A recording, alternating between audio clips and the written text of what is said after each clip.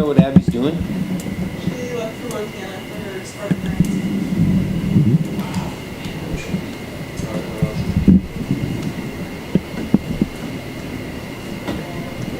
Everyone ready? Alright, so hello everyone. My name is Gordon Graham, and today I'm going to be presenting on marine bioprospecting, also considered nature's bounty. This is a presentation to persuade and empower you towards action. Now, first of all, please take a moment and imagine that the time is about the 1980s and you developed a slight cough. Over time, it seemed to turn into rather annoying flu. You had nausea, you had great fatigue, and you had chronic headaches, but suddenly it vanished.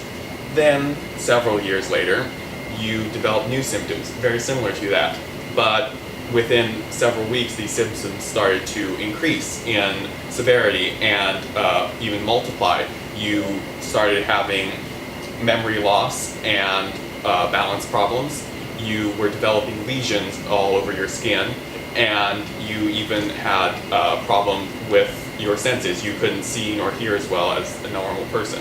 This is the symptoms of full-blown acquired immunodeficiency syndrome, which developed from an early infection of human immunovirus, HIV, that which seemed quite asymptomatic for anything other than flu.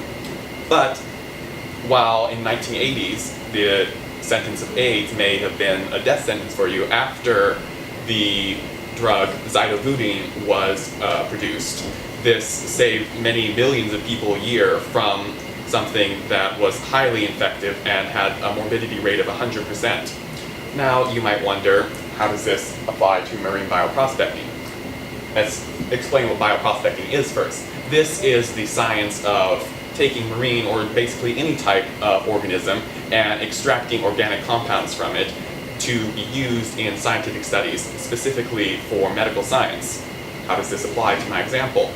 The origins of zidovudine was from a sea sponge native to the Caribbean called Tetidaea crypta. And as you see here, these are just some examples of a number of diseases which in modern day are now cured by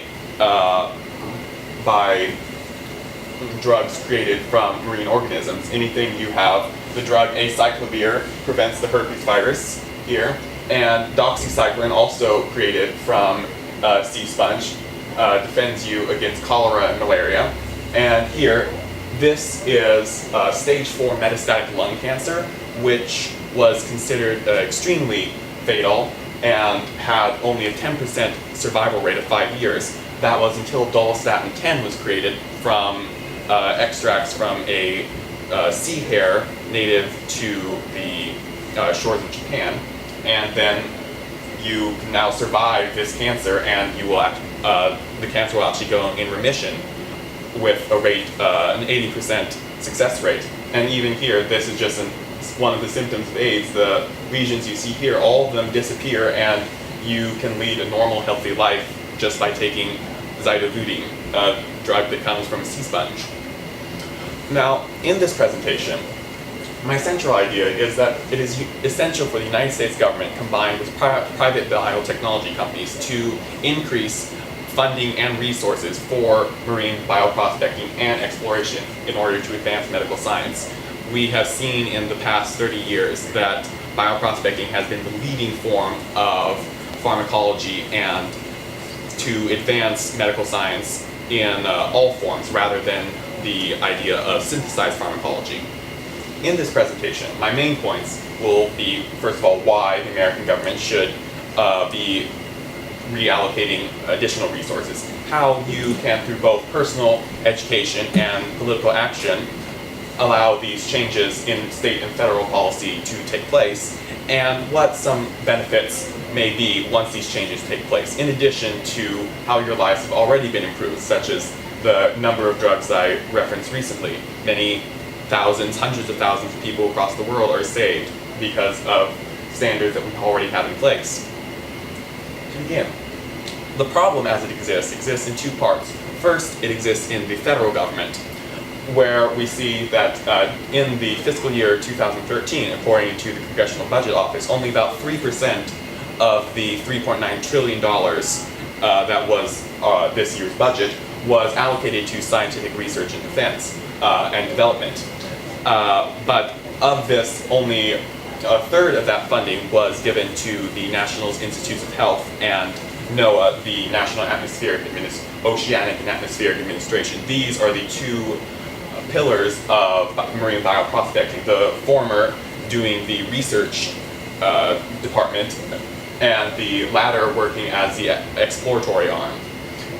As I said, they only received approximately $40 billion, while National Defense Research received over half of these allocations, totaling approximately $75 billion, making a number of political scientists and even medical scientists wonder at the priorities of the American government.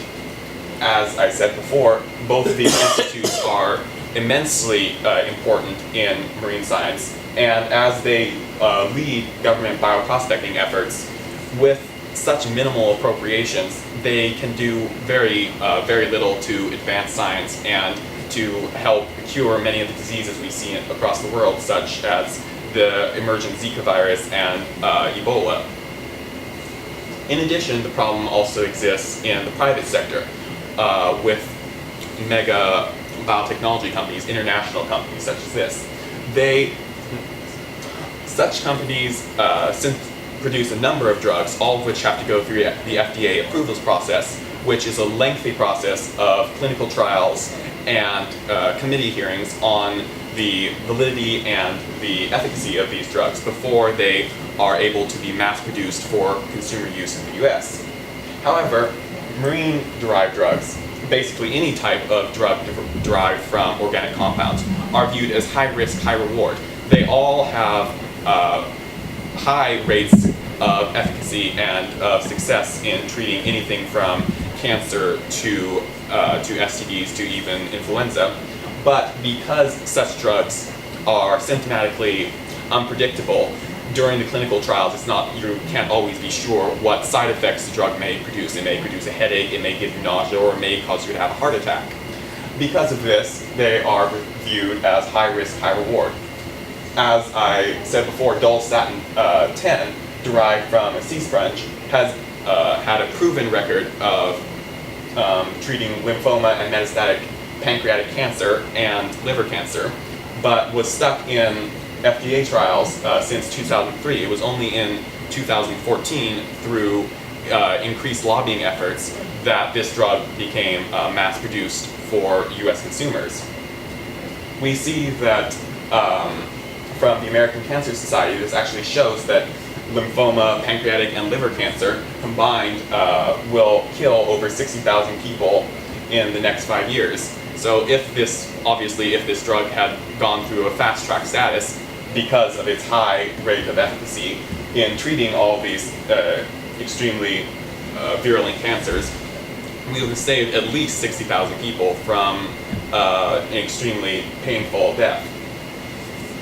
Now, what can you do about this? Obviously, you can't directly influence government policy. You can't change the funding laws yourself. But what you can do is a number of things. If you are someone interested in biological science and medicine, NIC offers a number of summer classes in general biology, chemistry, and life science to give you a foundational understanding of these fields if you choose to go into them.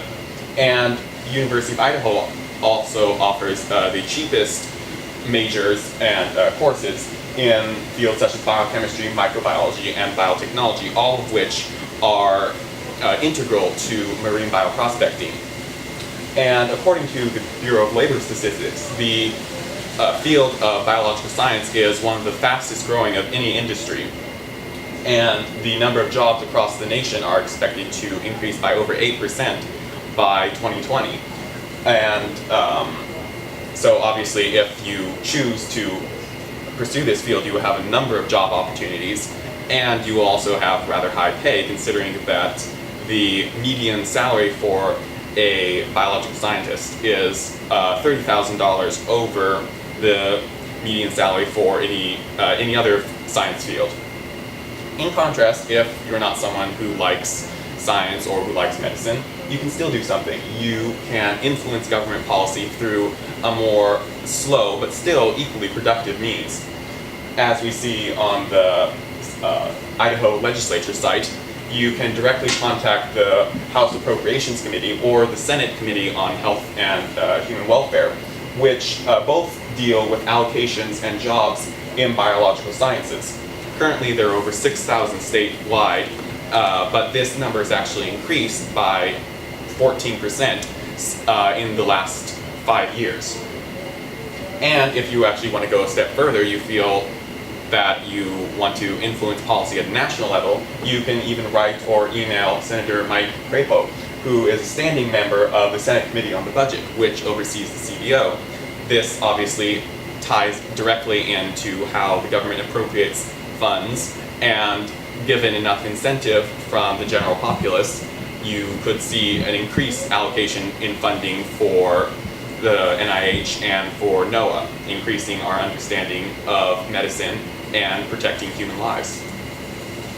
Now, just some results. As we've seen already, millions of lives across the world each year are improved or even saved by marine-derived drugs fighting cancer, and anything else from AIDS to bacterial viral infections, even degenerative brain diseases such as prion infections, and even allergic reactions. Our understanding of anaphylactic shock was massively increased once we discovered the neurotoxins housed by jellyfish. And for you personally, why this might be a good idea to influence policy, within your lifespan, at least you or a family member will have contracted one of any of the above now. Immunizations and drug treatments, we've already seen massive success rates in defending and even quite eradicating these diseases. Therefore, it's only obvious to assume that these success rates will continue to increase across all fields with each new marine drug that's produced. And to conclude, the faster and more efficiently that these drugs are researched and produced, the safer both your community, yourself, and even your world will be. Now, over the course of this presentation, I've explained how the field of marine bioprospecting is increasingly important in daily life, how you can do something to improve this field and improve funding for this field, and how your contributions will not only help yourself, but will help all of those around you. And that would conclude my presentation. Does anyone have any questions? Rob? Do you know of any exciting new advances through using your biomedical tactics using marine animals? Are there any developing drugs or treatments coming from that you've There are a number of drugs. One's called Apididin A and Melatonin B.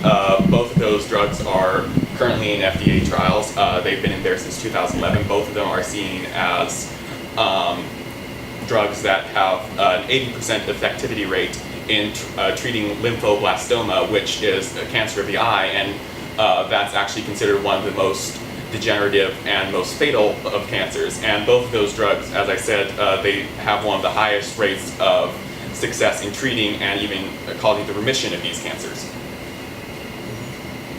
Anyone else? All right, well, I think we are done then.